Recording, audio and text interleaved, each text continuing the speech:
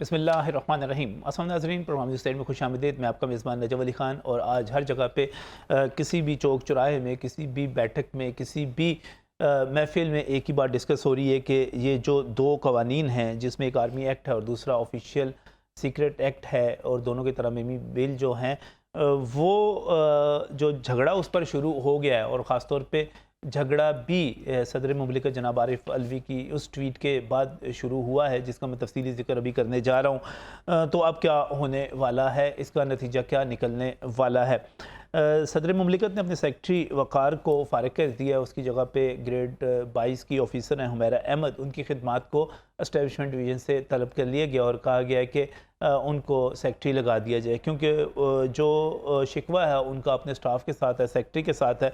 तो यहाँ पर कोई 10 सवाल हैं जो कि सदर मुमलिकत से किए जा रहे हैं। सदर मुमलिकत ये कहते हैं कि मैं इस कानून को, बल्कि इन दोनों कवानीन को वापस करना चाहता था। मैंने अपने स्टाफ से बार बार कहा कि इनको वापस कर दिया जाए। तो पहला सवाल ये है कि जब आपने 9 तारीख को 13 बिल वापस किए थे, तो आपने इनके साथ ये 2 बिल क्यों वापस नहीं किए? क्या वजह थी? उस पर आप इतराज़ात लगा रहे थे, आप इनको भी वापस करना चाह रहे थे, तो आपने लिस्ट भी चेक नहीं की, क्या आपके पास से जा रहे थे? तो वो 13 बिल जब वापस हुए, ये उसी रोज़ की बात है जब आपने पैमरा तरमीमी बिल मंजूर किया था। उसी रोज़ आपने 13 बिल वापस किए थे। आपने वापस क्यों नहीं किए और लौटाए क्यों नहीं? दूसरा सवाल ये है कि आइन का आर्टिकल 75 है जो कि इसको पूरे को डील करता है। जब आप ये कह रहे थे कि मैंने वापस करने हैं, तो यकीनी तौर पर ऐवान सदर में आपके पास एक पूरा लीगल सेल मौजूद है, जिसकी सरबराही जज की अहलियत के बराबर, हाई कोर्ट सुप्रीम कोर्ट के जज की अहलियत के बराबर का शख्स करता है।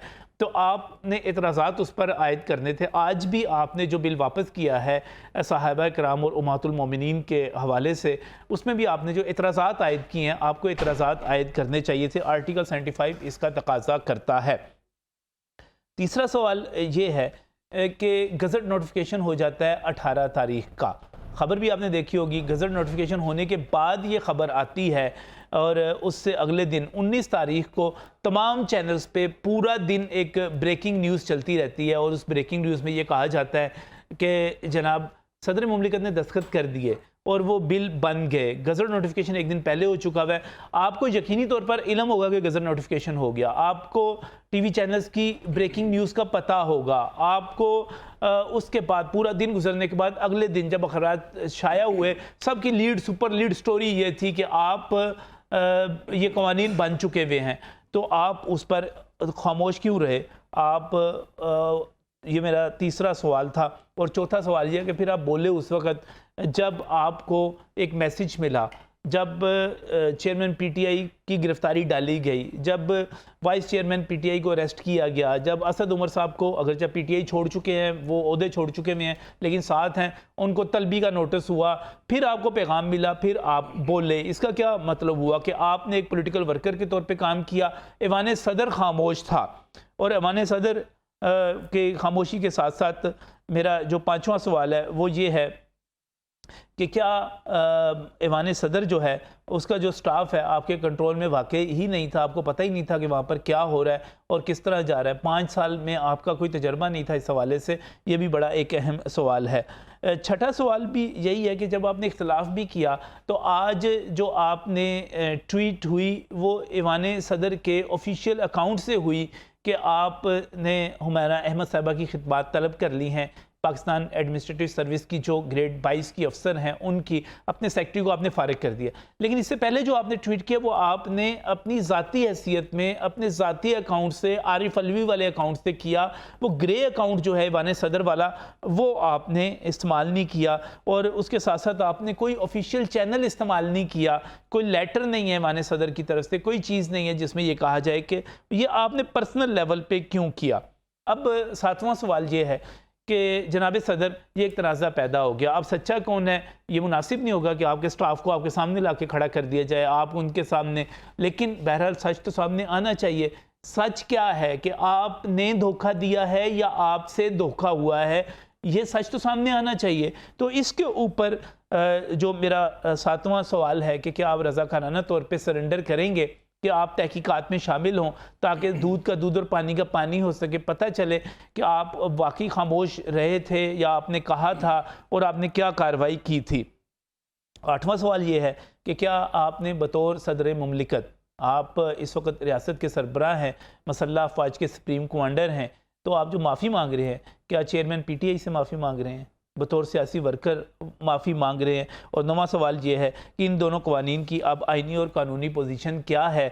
क्योंकि जब हम ऑफिशियल सीक्रेट एक्ट की बात करते हैं, आर्मी एक्ट की बात करते हैं, तो आज ऑफिशियल सीक्रेट एक्ट के तहत अदालत भी कायम हुई, आज शाह महमूद कुरैशी साहब का रिमांड भी हुआ। इसका मतलब ये हुआ कि ये आप जो कुछ कर रहे हैं, गोंगलों से मिट्टी झाड़ रहे हैं, असल में बुनियादी तौर पे ये कानून अब नाफिज हो चुके हुए हैं। वक्त गुजर चुका हुआ है, वो 10 दिन जो थे वो गुजर चुके हुए हैं, गजट नोटिफिकेशन हो चुका हुआ है, कानून बन चुका हुआ है। उसके बाद आप पर्सनल अकाउंट से ये सारी बातें कर रहे हैं, इसकी क्या अहमियत है? और 10वां और आखिरी सवाल ये है कि जनाब सदर, आप सदर मुमलिकत हैं, आपकी एफिलिएशन है और हर किसी को अपनी एक वाबस्तगी रखने का हक है, लेकिन जब आप ऑफिशियल सीक्रेट एक्ट की बात करते हैं, आर्मी एक्ट की बात करते हैं, तो जनाब सदर, क्या आप दीदा व दानिस्ता तौर पे पाकिस्तान तहरीक इंसाफ की तरह पाकिस्तान के कौमी इदारों से लड़ना चाहते हैं? क्या आप जो है ख़ास तौर पे कौमी सलामती से मुतल्लिक जो कवानीन है और जिसके ऊपर बाकायदा पार्लियामेंट में बहस हुई, जिनमें तरमीम हुई, आप क्या उनसे लड़ना चाह रहे हैं? कौमी इदारों के साथ, पाकिस्तान की फ़ौज के साथ, पाकिस्तान की सलामती के ज़िम्मेदार इदारों के साथ, जो उसमें तरमीम के बाद ही, रज़ा रमानी वाली बात याद रखिएगा, तरमीम के बाद ही ये कानून आया था, आपने एक मरतबा फिर बग़ैर किसी एतराज़ के इस पर किया है, तो क्या आप लड़ना चाह रही है? सारा कुछ हो क्या रहा है? क्या वाकई ही सदर मुमलिकत जो हैं, मैं इंतहाई एहतराम के साथ कहूँगा कि कुछ गलत बयानी कर रहे हैं, धोखा दे रहे हैं, या उनसे धोखा हो रहा है? इस पर बात करेंगे, कवानीन की लीगल पोजीशन पर भी बात करेंगे। मेरे साथ यहाँ पर जो स्टूडियोज़ में मौजूद हैं, मैं बहुत ही मशकूर हूँ, खालिद नवाज़ खुम्मन साहब यहाँ पर मेरे साथ मौजूद हैं। आपका ताल्लुक मुस्लिम लीग नून लॉयर्स फोरम से है, बहुत बहुत शुक्रिया खालिद साहब यहाँ पर वक्त देने के लिए। इसके साथ ही पाकिस्तान तहरीक इंसाफ की तरफ से एक बड़ा नाम और जमहूरियत के लिए बड़ी आवाज़ सरदार अजीमुल्लाह एडवोकेट भी हमारे साथ यहाँ पर मौजूद हैं। सरदार साहब, आपका भी बहुत बहुत शुक्रिया हमें यहाँ पर वक्त दिया। इसके साथ ही एक और नुक्ता नज़र, एक अहम नुक्ता नज़र, पीपल्स लॉयर्स फोरम से खालिद हाशमी साहब हमारे साथ यहाँ पर मौजूद है, मैं उनका भी मशकूर हूँ। लेकिन प्रोग्राम के आगाज़ में सबसे पहले मैं जाना चाह रहा हूँ फ़ारूक आदिल साहब की तरफ। फ़ारूक आदिल जो हैं, साबिक तर्जमान हैं ऐवान सदर के, 5 बरस वहाँ पर बतौर तर्जमान आप ऐवान सदर में मौजूद रहे। वहाँ की सियासत को, वहाँ की हरकियात को, वहाँ की ब्यूरोक्रेसी को, तमाम चीज़ों को बहुत अच्छी तरह समझते हैं। अब बड़ा सीधा साधा फ़ारूक आदिल साहब से सवाल है कि फ़ारूक साहब, सदर मुमलिकत आरिफ अलवी जो हैं, उनसे धोखा हो रहा है, उनका स्टाफ धोखा कर रहा है या वो धोखा दे रहे हैं? आपकी ऑब्जर्वेशन और अब तक की तहकीकात क्या हैं? देखिए, तहकीकात तो अब तक सामने नहीं आई। आपका बहुत शुक्रिया, आपने मौजूद में मुझे शामिल किया। तहकीकात अभी तक सामने नहीं आई, लेकिन एक बात जो है ना, वो पेश नजर रहनी चाहिए जी। सदर साहब ये कह रहे हैं कि मैंने इस पे दस्तखत नहीं किए और मैंने बार बार अपने स्टाफ से पूछा कि इन्हें वापस कर दिया जाए। आप जिक्र कर चुके हैं अभी कि आर्टिकल 75 के तहत सदर साहब के पास 2 ऑप्शन है, इसको मंजूर कर दें या इसको रिजेक्ट कर दें।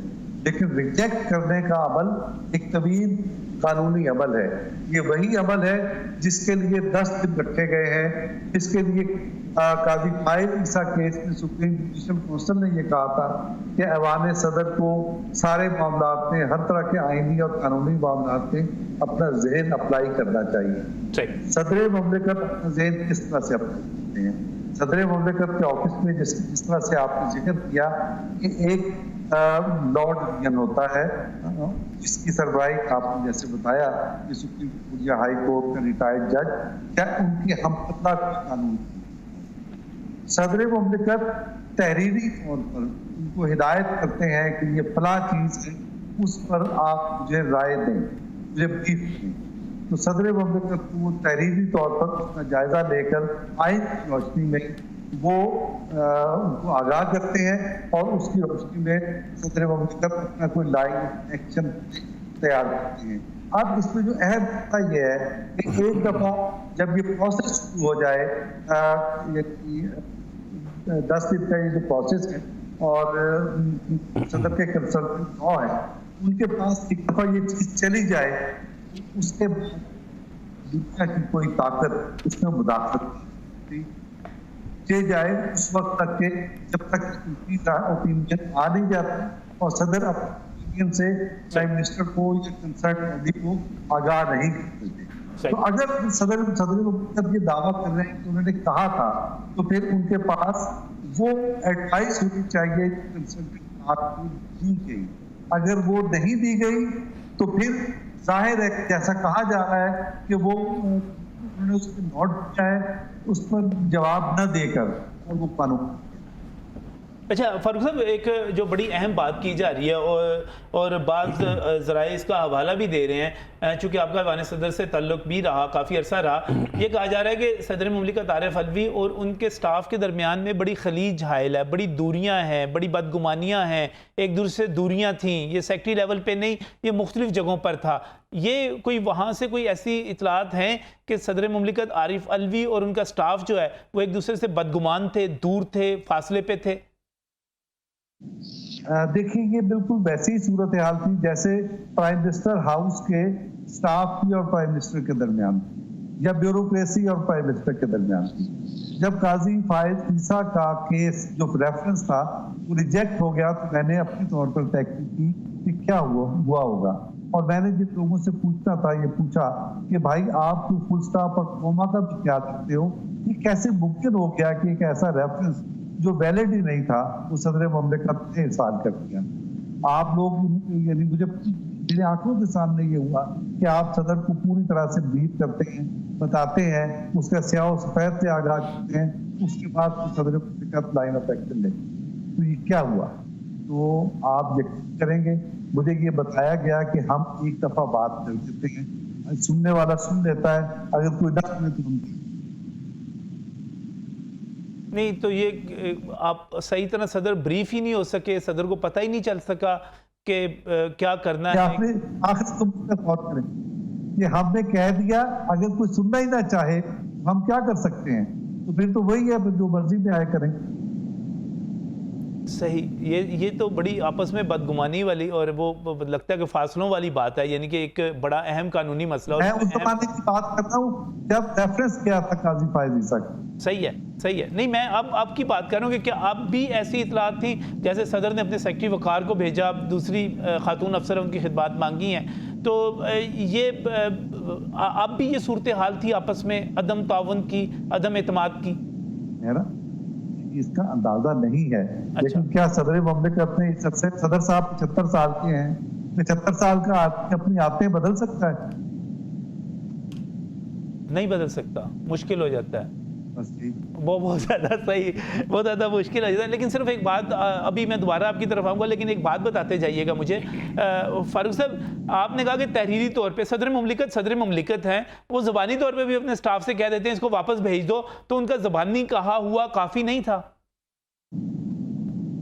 देखें, ये कानून का मामला है, एक लीगल प्रोसेस है, इसके बगैर ये नहीं होता, ऐसा नहीं होता। और अगर कोई ऐसी बात हो, मिसाल के तौर पर किसी की हेल्प कर दी है, कोई किसी आदमी का बाईपास होने वाला है, उसको 10 लाख रुपए की जरूरत है, तो सदर मुमलिकत ऐन मुमकिन है कि जुबानी किसी से कह दें, अपने स्टाफ को बंदे सेक्रेटरी से कि भाई प्लान ईडी है, उसको इतने पैसे भेज दें। जी सर। तो जुबानी हो सकता है, लेकिन वो इसको जो समझे कि इसकी गवाही कागज पर लिखेगा कि सदर मुमलिकत ने फला वक्त मुझे ये हिदायत की थी, जुबानी उनकी हिदायत के मुताबिक मैं ये काम कर रहा हूँ, उसको वो रिकॉर्ड कर देगा। तो इस तरह ये बगैर रिकॉर्ड के कुछ भी नहीं हो सकता। यानी ज़बानी नहीं कह सकते कि भाई वापस भेज दो, नहीं चाहिए हमें, हमने नहीं रखना इस बिल को।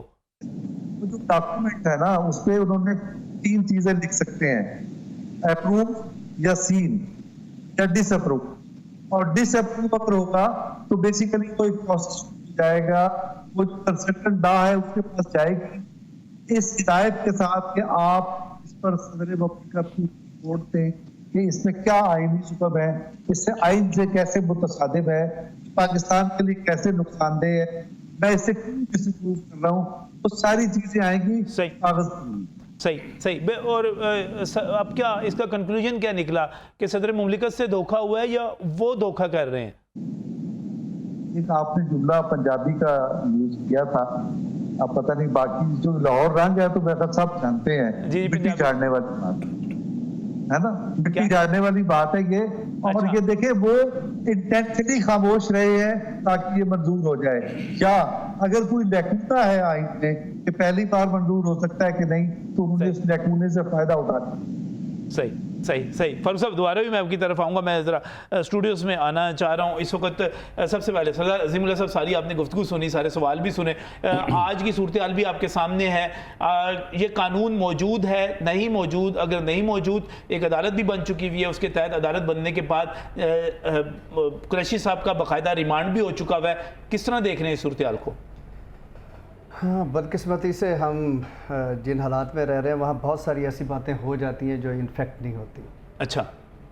अब जहाँ तक कानून की बात है तो आपने भी ज़ाहिर ये प्रोग्राम के शुरू में 10 सवाल किए और आपने आर्टिकल 75 भी डेफिनेटली पढ़ा होगा जी। उसके दोनों हिस्सों को साथ मिला के पढ़ा जाएगा, अच्छा। आइसोलेशन में नहीं पढ़ा जाएगा। जहाँ वो पहले हिस्से में 10 दिन का टाइम देता है और वो या तो आप उसको में कोई कमेंट करके उस पर कुछ लिख के वापस भेजेंगे, इधर उसको एक्सेप्ट करेंगे। सही। सेकंड पार्ट ये कहता है कि जब पार्लियामेंट उसको दोबारा रीअप्रूव करके भेजेगी तो विद इन 10 डेज़ या तो उसकी अप्रूवल हो जाएगी, अदरवाइज़ ऑटोमेटिकली वो अप्रूव हो जाएगा। पहले पार्ट के बारे में कहीं ये नहीं लिखा कि अगर सदर मुमलिकत उसको विद इन 10 डेज़ अप्रूव ना करें तो वो कानून बन जाएगा। अच्छा। अभी यहाँ पे कंट्रोवर्सी है, फैक्चुअल कंट्रोवर्सी। सदर साहब ये कहते हैं कि मैंने हिदायत की थी कि आप इसे वापस भेज दें। सही। ठीक है, अब इस फैक्चुअल कंट्रोवर्सी को किस तरह रिजॉल्व किया जाएगा ये एक अलग सवाल है, लेकिन अपरेंटली अभी हमें ये देखना नहीं, होगा। फारूक आज़म साहब ने कहा ना कि वो कोई होगी चीज़ तो वो डॉक्यूमेंटेशन उसकी हो जाएगी, किसी अफसर को कहा होगा वो उसकी डॉक्यूमेंटेशन कर देगा, तो वो चीज़ सामने आ जाएगी। अभी सारी चीज़ें सामने नहीं आई ना, लेकिन अभी मैं सिर्फ ये कहता हूँ, जो मेरी नाकिस राय है वो ये है कि जब तक ये जो पहली दफ़ा भेजा गया कानून है उस पर दस्तखत नहीं होंगे वो कानून का दर्जा नहीं पाएगा, तब वक्त है कि वो दोबारा आ जाए वापस। अच्छा। और उसको दोबारा वज़ारत कानून की ये तशरीह दुरुस्त नहीं है कि ये पहली दफ़ा ही 10 दिन अगर पहली दफ़ा कानून को गुजर गए तो वो चाहे सदर मुमलिकत 1 साल तक रोके रखें, रोक सकते हैं।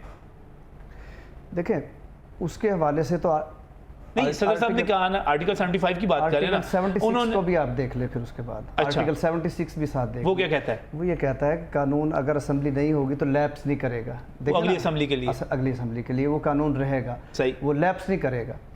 तो नहीं, मैं इसको एक और बात, मैं एक और तनासर में पूछ रहा हूँ। सदर मुमलिकत जो है वो उस कानून को रोक लेते हैं। आप कह रहे हैं कि पहली जो है 75 की पहली क्लास के मुताबिक सदर मुमलिकत उसको उस पर कोई रिएक्शन ही नहीं देती। इतना उनका स्ट्रॉन्ग एक पैगाम आया है, वो ये कहते हैं कि मैंने अपने अमले को कहा था इसे वापस भेज दो। अब देखें ये है फैक्चुअल कंट्रोवर्सी, इस पे मैं या आप या कोई और जब तक फैक्ट्स का पता ना हो हम कैसे कमेंट करेंगे। सर लेकिन सर फैक्ट्स ये है कि मैं 18 तारीख को मैं ये कहता हूं कि ये फैक्चुअल कंट्रोवर्सी रिजॉल्व होती रहेगी। सही। Through a process. ठीक है। जो भी प्रोसेस सदर मुमलिकत अडॉप्ट करें या जो प्रोसेस कानून कहता हो, ठीक, उसको एक साइड पे रख देते हैं। अभी बात यह है कि कॉन्स्टिट्यूशन क्या कहता है। कॉन्स्टिट्यूशन ये कहता है कि अगर पहली दफ़ा कोई बिल भेजा जाएगा, सदर उसको अप्रूव नहीं करते, ऑटोमेटिकली वो बिल कानून नहीं बनेगा। ये है कानून, खुद ब खुद नहीं बनेगा। अच्छा, सर एक चीज़ की फिर जब फैक्ट्स की तरफ ही हमने जाना है, 18 तारीख को गज़ट नोटिफिकेशन हो जाता है, 19 तारीख को तमाम चैनल्स ब्रेकिंग न्यूज़ सारा दिन चलाते हैं, हेडलाइंस चलाते हैं। उससे अगले दिन 20 तारीख को जनाब तमाम अखबारात की शायद सुर्खी होती है। सदर मुमलिकत को पता नहीं चलता कि ये सारा कुछ मेरे ये कानून बन गया हुआ है और वो खामोश बैठे रहते हैं। फिर वो अपने पर्सनल अकाउंट से कहते हैं मैंने तो इसको अल्लाह गवाह है कि मैंने ऐसा कुछ नहीं किया। तो सर ये 3 दिन जो है सदर मुमलिकत क्यों खामोश रहते हैं? देखिए मैंने अभी बात की ना कि ये सारे क्वेश्चंस तो उस वक्त इनका आंसर मिलेगा ना जब कोई इस फैक्चुअल कंट्रोवर्सी को सॉल्व करने का कोई मोड अडॉप्ट किया जाएगा। इससे पहले हम नहीं, अब तो सदर मुमलिकत से तहकीकात नहीं कर सकता, कोई भी नहीं कर सकता, FIA उनको तलब नहीं कर सकती, पूछ नहीं सकती। इसका मतलब ये है कि फिर जो सदर मुमलिकत की स्टेटमेंट है उस पर बिलीव करना पड़ेगा। नहीं, इसका ये मतलब तो हरगिज़ नहीं है। नहीं, मैंने बताया ना कि या तो आप फैक्चुअल कंट्रोवर्सी को रिजॉल्व करें, सही, अदरवाइज फिर फैक्चुअल कंट्रोवर्सी है यहाँ पर खालिद घुमन साहब कि ये है क्या और ये जो है इस वक्त ये कानून मौजूद है या नहीं मौजूद, आप क्या कहते हैं? बिस्मिल्लाहिर्रहमानिर्रहीम। मैं तो थोड़ा डिफरेंट पर्सपेक्टिव से बात करूंगा। वो क्या? क्योंकि ये है कि ये इंग्रेडिएंट्स तो डिस्कस नहीं होने उस बिल के, सिर्फ प्रोसीजर का इशू है। सही। ये ट्वीट जो सदर साहब ने किया इसकी कोई हैसियत ही नहीं है, सिरे से कोई हैसियत नहीं है। सदर साहब का बयान है वो। मैं कहता हूँ कि ये बयानात जो है ना, मैंने असद दुरानी के भी देखे हुए हैं, अच्छा, मैंने मिर्ज़ा असलम बेग के भी देखे हुए हैं। मैं स्पेसिफिकली एक स्कूल ऑफ थॉट की, एक सेटअप की बात कर रहा हूँ स्पेसिफिकली। अच्छा। कि जब नौकरी से फारिग हो जाते हैं तो बाद में जाकर किताब लिखी जाती है, तो क्या उन किताबों को उठा के तो बाद में नहीं, अभी रिटायर नहीं हुए ना, अभी सदर मुमलिकत ऐवान सदर में मौजूद हैं, उनकी आईनी कानूनी हैसियत है। लेकिन उस कानून का जो अमल दरामद है ना वो शुरू हो चुका है। उस कानून की जो हैसियत है वो एक्ट बन चुका है, वो कानून इम्प्लीमेंट हो चुका है और इन फील्ड है इस वक्त। ठीक है, लेकिन सदर साहब अब ने दस्तखत मैं नहीं की उस पे। देखें बात सुने, सदर साहब अगर जो मर्जी कहें, हाँ वो इस वक्त 17-72 हो चुके हैं, उनका क्या है, उनको कोई मसला नहीं है। बात ये है असल में 17-72 तो मियां नवाज शरीफ भी हो चुके हैं, लेकिन आप उनकी बात को बड़े अहमियत देंगे। लेकिन अभी तक मैं ये नहीं समझता कि कोई ऐसी एक्टिविटी उन्होंने की हो कि देखें हैजानी कैफियत तारी करना या बनाना, ये इनका एक वतीरा है। ये मैं कहना नहीं चाहता पीटीआई का, क्योंकि मैं तो ये समझता था या हूँ कि सदर जो है ना वो हेड ऑफ स्टेट नहीं होता, वो है फादर ऑफ द स्टेट होता है। सदर ममलिकत, हेड ऑफ स्टेट जो है वो आप उसको एग्जेक्टिव को कह सकते हैं, ये फादर ऑफ द स्टेट है। इसने ये नहीं देखना कि कौन सी पार्टी वो इक़्तिदार में है, उसके लिए दोनों ही जो है ना, अपोजिशन भी और जो हुकूमती पार्टी है वो दोनों का बाप है। सदर का कानून के ऊपर दस्तखत करना जरूरी है कि नहीं है?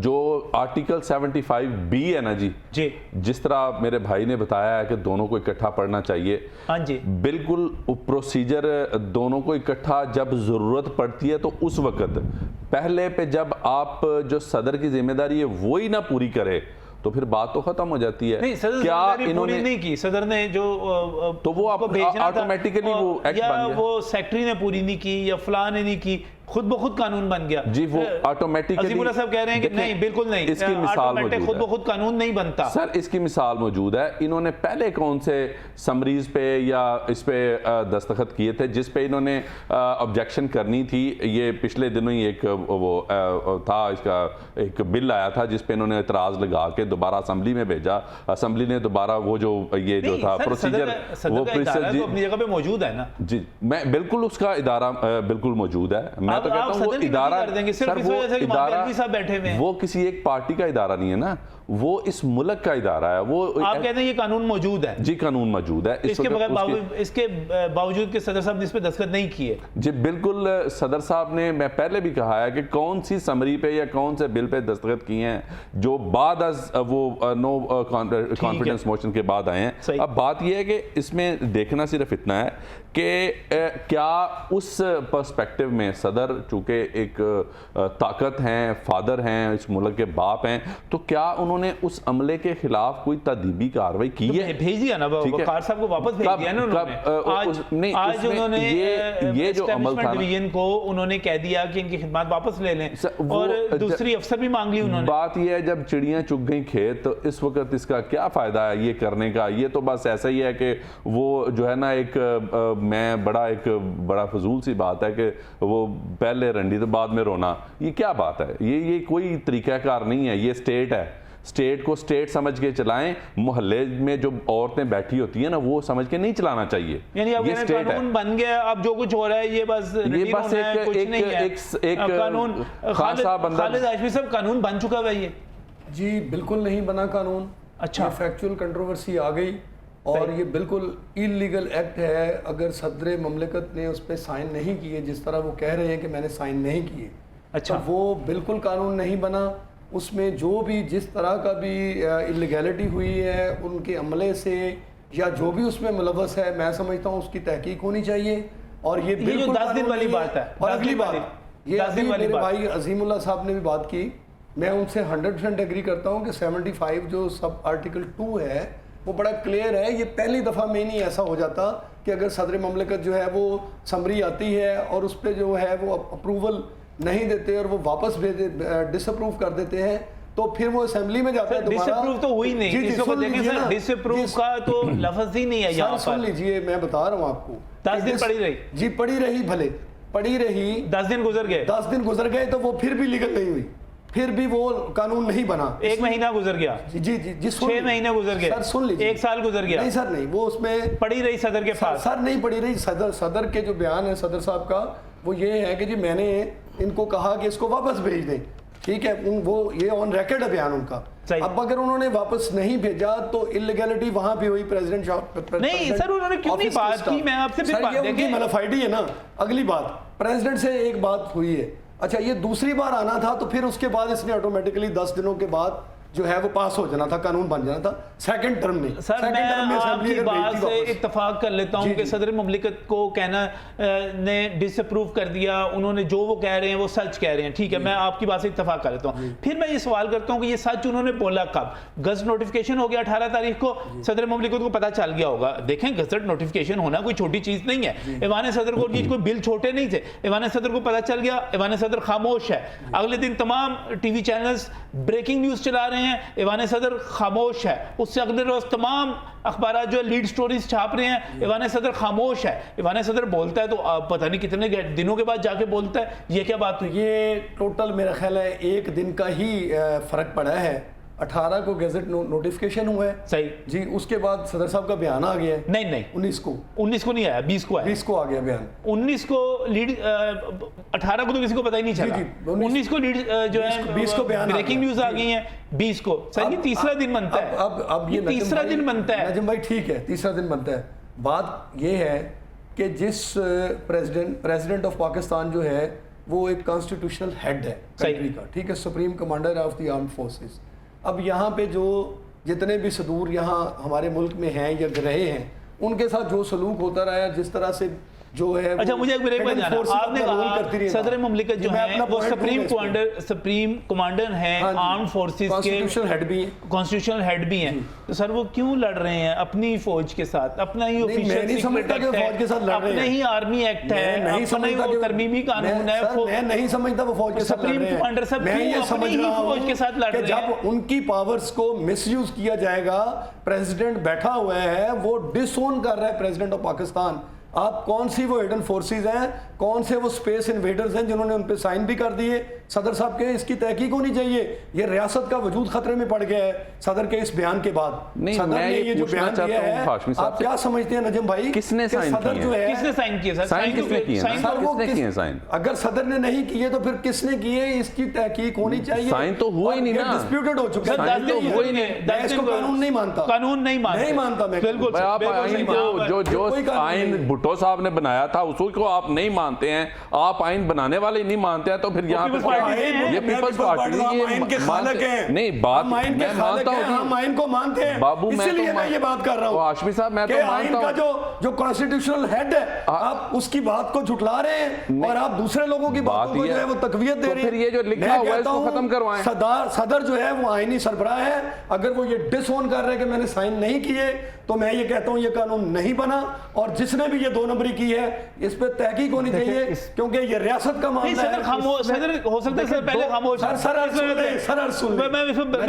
रियासत का मामला है, हमने यहाँ देखना सर इस तरह अगर यही चीज इस तरह ही चलती रही, रियासत का वजूद खतरे में है, ये बड़ी बात, ये रियासत का सरबराह कह रहे हैं कि मैंने ये बड़ी, ये देखिए आगे हमारे हर कानून ने पार्लियामेंट से मंजूर होने के बाद, कौमी असम्बली से, सेनेट से, कहाँ पे जाना है? सदर मुमलिकत के पास जाना है। और अगर वहां पर इस किस्म की कंट्रोवर्सीज होंगी, इस तरह इदारे तबाह होंगे और इस तरह की कंफ्यूजन पैदा की जाएंगी, तो हमारे कौन सा कानून है जिसके बारे में हम कह सकेंगे वो बन सकता है, चल सकता है? रियासतें इस तरह नहीं चलती। मजीद बात करते हैं इस ब्रेक के बाद।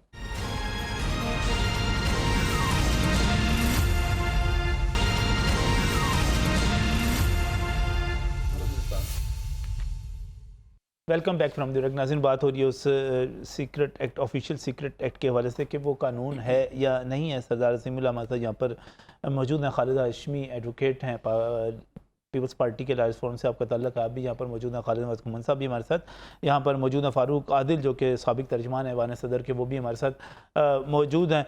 वापस चलता हूँ फ़ारूक आदिल साहब, आपसे बड़ा सादा सा सवाल ये है कि सदर मुमलिकत अगर 10 दिन तक एक कानून के बारे में खामोश रहते हैं, अब तो वो कह रहे हैं कि मैंने कह दिया था कि वापस भेज दो, कुछ नहीं, कानूनी तौर पे, तहरीरी तौर पे कुछ नहीं कहते, और उसके बाद वो कहते हैं तो 10 दिन के बाद वो कानून जो है, मसवदा कानून जो है, वापस वो कानून की सूरत में बदल जाएगा, नहीं बदलेगा, ऐवान सदर में पड़ा ही रहे, 1 महीना पड़ा रहे, साल पड़ा रहे, वो भी ठीक है।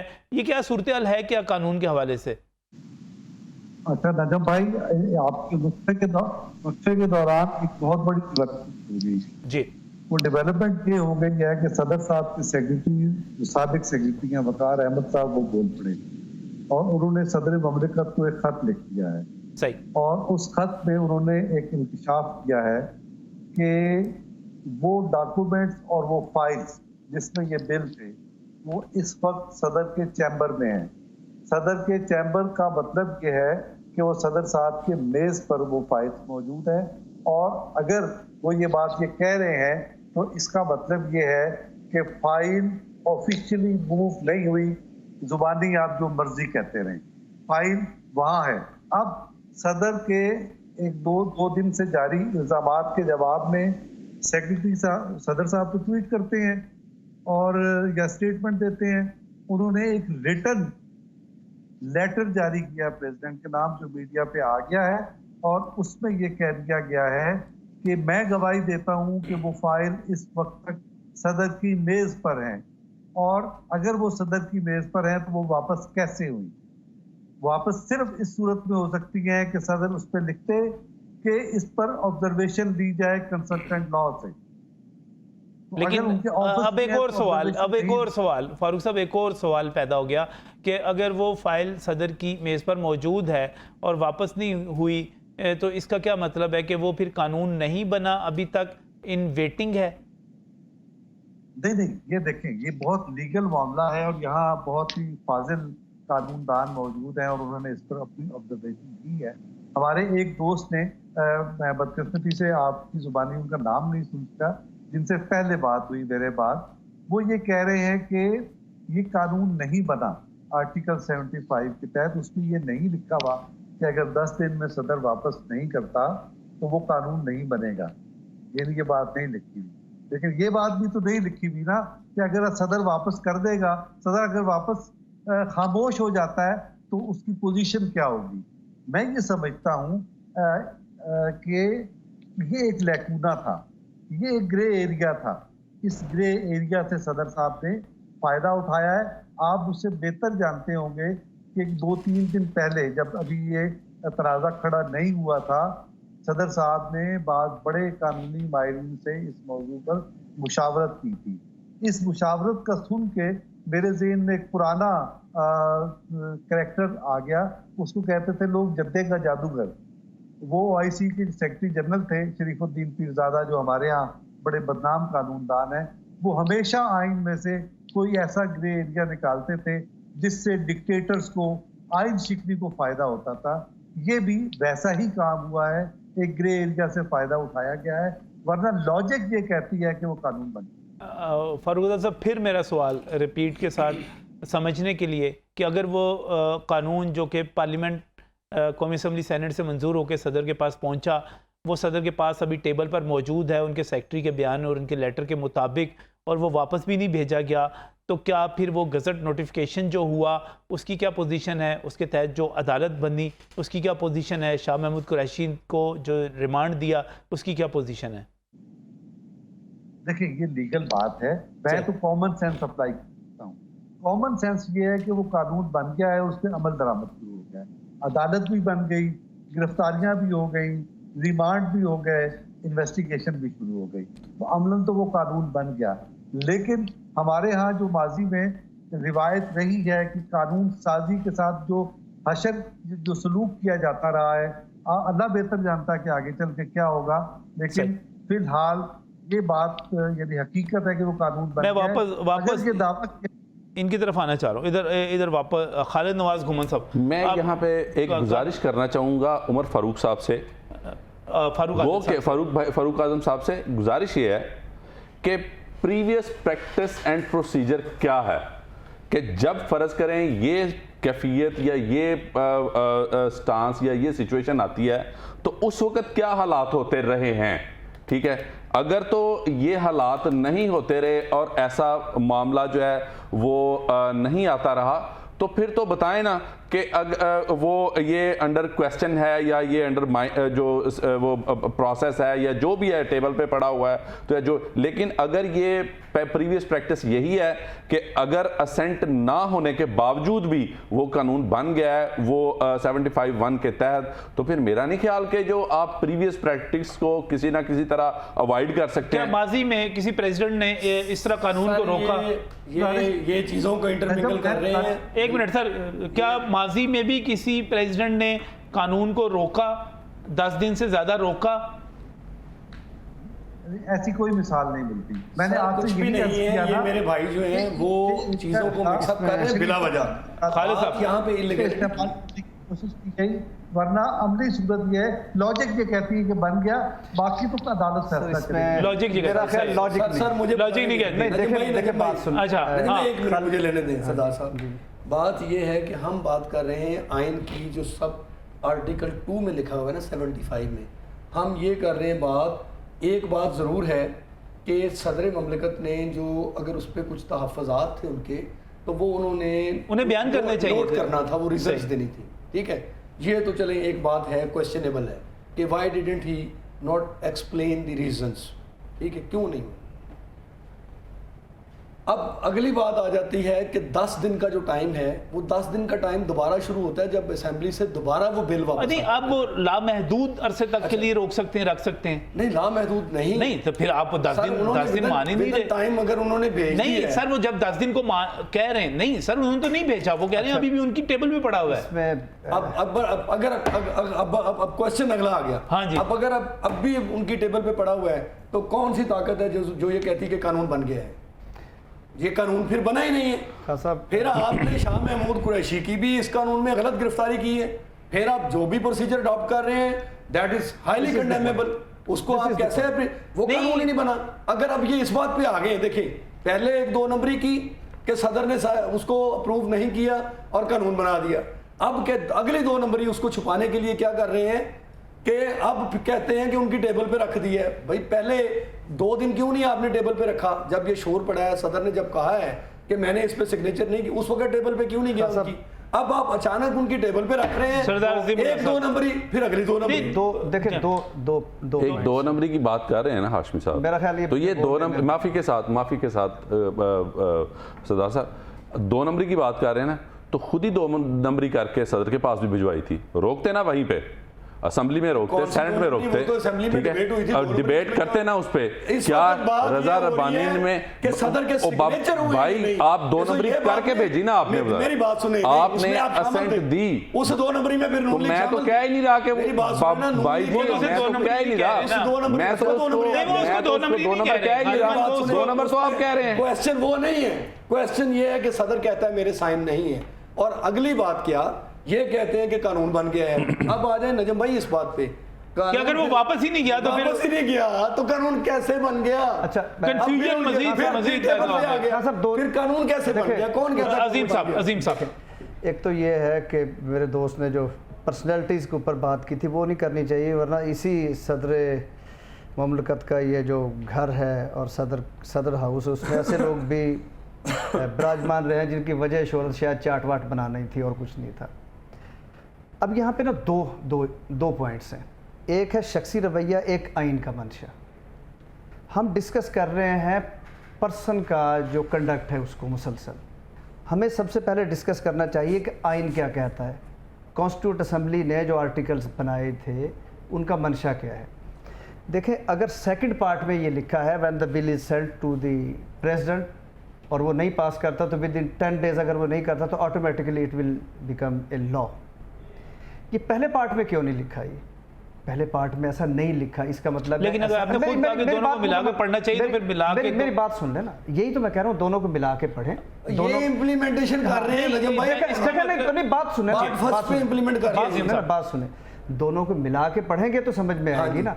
अगर सेकंड पार्ट में स्पेसिफिकली लिखा है कि जब वो दोबारा भेजा जाएगा नहीं होगा, तो पहले में अगर ऑटोमेटिकली पास होना होता तो पहले में लिखा होता कि फिर ऑटोमेटिकली। दूसरी बात यह है कि आज पहले इम्प्लीमेंट कर रहे हैं। सुन तो लें, अभी तक आज तक ऐसी कोई प्रेसिडेंट मौजूद नहीं है कि बिल सदर मुमलिकत को भेजा गया हो, वहाँ से वो 10 दिन में अप्रूव या डिसअप्रूव स्पेसिफिकली ना हुआ हो और वो प्रिज्यूम कर लिया गया हो कि ये कानून बन गया है।